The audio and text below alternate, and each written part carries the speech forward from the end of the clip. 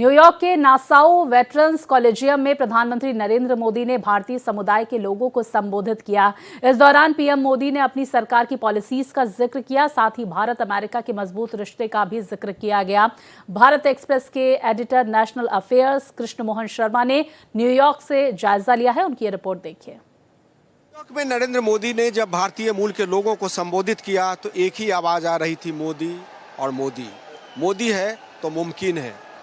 मैं अपने video journalist से कहूंगा कि दिखाएं कि माहौल किस तरीके का है। जब मोदी जी जा रहे थे और लोगों का अभिवादन ले रहे थे तो लोग पागल की तरह मोदी जी की एक झलक पाने का इंतजार कर रहे थे और इतना सुनने के बाद भी वो थके नहीं। मोदी जी ने कहा कि आने वाला समय भारत का है। मोदी जी ने यह भी कहा कि विश्व के विनाश में हमारा कोई योगदान नहीं है, क्योंकि कार्बन क्रेडिट या इमर्सन की बात करें तो हमारा योगदान सिर्फ 4% है।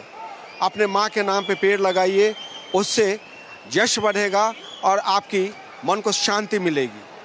मोदी ने तमाम विकासशील योजना की बात की। उन्होंने मेट्रो रेल की बात की, 5G की बात की, उन्होंने टेक्नोलॉजी की बात की, सोलर एनर्जी की बात की, अलायंस की बात की, दोस्ती की बात की और लोगों से कहा कि भारत में अब अवसर की कमी नहीं है। इशारों इशारों में यहाँ पे उन्होंने कहा कि आइए और भारत में अपना एक मौका तलाशिए और वहाँ से अवसर प्रदान कीजिए।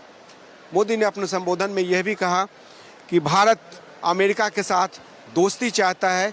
अमेरिका और इंडिया AI का दूसरा फॉर्म है, लेकिन साथ साथ ये भी कहा कि कई मामलों में अब भारत अमेरिका से भी आगे निकल रहा है। जैसे मसलन उन्होंने 5G का हवाला दिया और लोगों को चीयर करते हुए बार बार यही कहा कि भारत में अब अवसर की कमी नहीं है, आकर भारत में अपना मन लगाइए।